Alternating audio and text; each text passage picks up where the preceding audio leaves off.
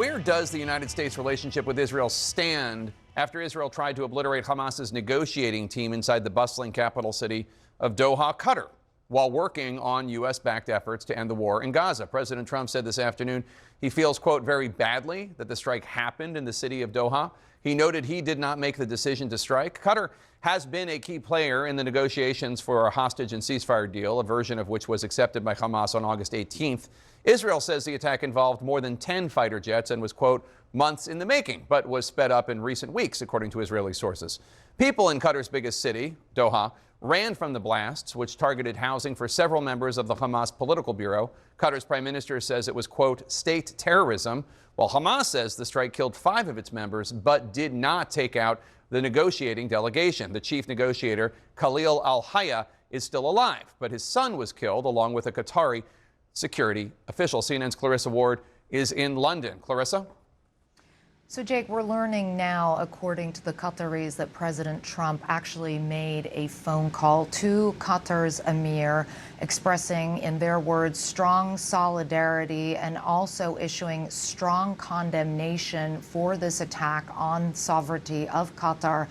He went on to effectively say that Qatar is a strategic, trusted ally and really urging, Jake, the Qataris to continue this pivotal role that they have been playing for quite some time now in terms of facilitating these talks. There's a little bit of a question mark as to what happens with the talks. We heard earlier from the Prime Minister of Qatar, who is also the Foreign Minister, who was visibly, really, Jake, angry and emotional during this press conference. He was not pulling any punches. He called it state terrorism. He had some choice words also for Prime Minister Benjamin Netanyahu, calling him effectively barbaric.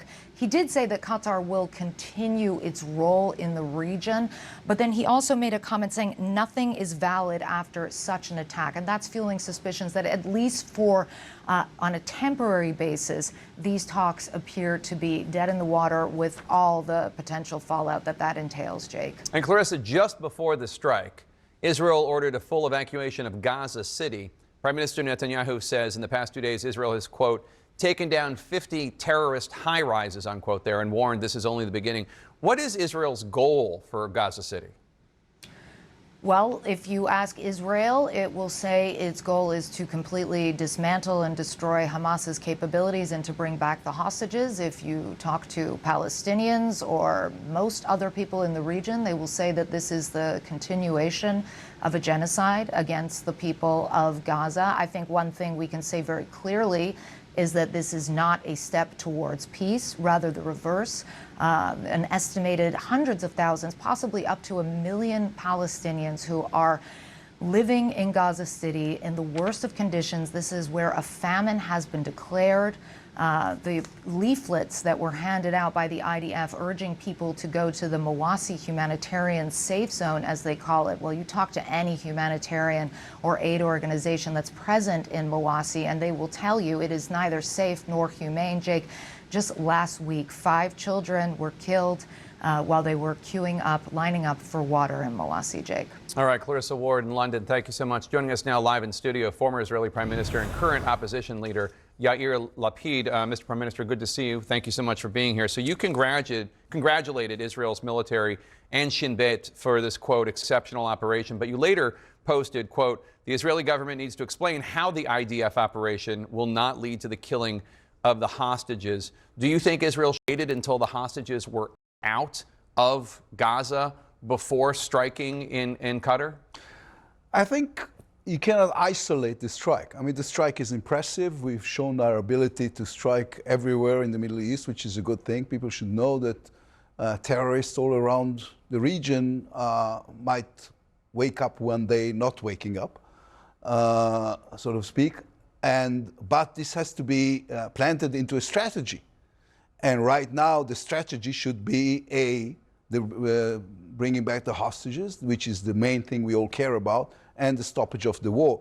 And right now, it is too early to say whether or not this contributed to the real goals or the real strategy of the country. Earlier in the show, we had on Beth Sanner, the former Deputy Director of National Intelligence here in the U.S., and she basically suggested that she thinks Prime Minister Netanyahu wants this war to last as long as he can have it last because it enables him to hold on to power. Do you agree?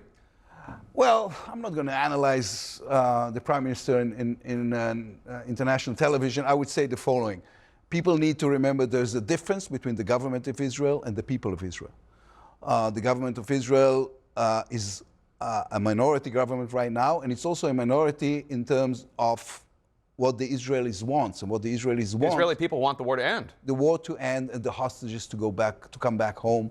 The children are under the underground, suffering and dying slowly, and we need to bring them back, and this is the main goal of the country. Do you think Netanyahu wants them back? I think whether he wants them back or not, he doesn't conduct the war the way it should be conducted. What we need to do is to figure out who's going to run Gaza on the day after. Now, I suggested Egypt will come and be on the lead on this one. We'll bring the Saudis, the Emirates, the Moroccan, and the Palestinian Authority with them. The Palestinian Authority only on the civil side. If Netanyahu has a different idea, he should present it to the world and to the American administration. Do you think that Netanyahu is undermining United States efforts for a ceasefire and a peace?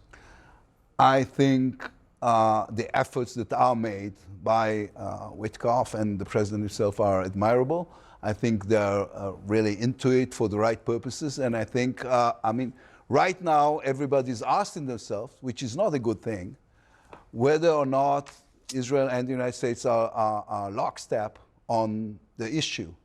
I cannot tell you how strong of a power it is to walk into, as an Israeli prime minister or foreign minister, to any room in the region when everybody understands that the United States and Israel are fully coordinated. It doesn't seem to be the case right now. And so it should be the case. This is what we should, we must make sure that is always the case, because this is part of our strengths, this coordination, and the fact that we have a bipartisan support, which I'm not sure we have right now, in the United States Senate. The mother of an Israeli hostage, Natan Zangauer, said the strike serves as a death sentence for her son, adding that Netanyahu, quote, essentially executed him. And I want you to listen to the brother of a hostage, Aviatar David, on CNN earlier today. We're just so confused, so confused. I don't know if it's good or bad, to be honest. I have no idea. I hope it will bring something good. But again, those were the people that, as I understand, were the people that Qatar used in the negotiations. So right now, I don't know who Israel is going to negotiate with. What's your message to the hostage families? I think everybody's message should be the same. We will never leave you alone. We will never give up on your brothers and sisters and children, because they are ours. I think every leader in the world and everybody who has a stage or a camera should speak about this constantly until they're home.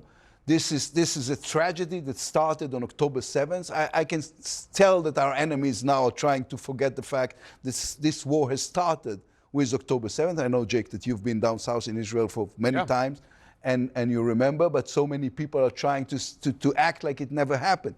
We are in the midst of an existential war, and the only victory I can think of is the return of the hostages to their families. Is there going to be an election at any point? Is there going to be any challenge to Netanyahu, or is this just going to last in perpetuity? No. Right now, common knowledge says we're going to go into election in November, and then the election will be in March. Now, I've been wrong before, but this is what even people inside Likud are telling me these days. And they're going to lose, and we're going to have a different government. And this is why I keep telling people, you have to remember that the friendship is with the people and the country, not a government. The foundations are there, and we need a different approach to the region, to the country, to democracy, to even to the bipartisan friendship with the United States. Yair Lapid, always good to have you. Thank you, sir. Appreciate it. Thank you for having me.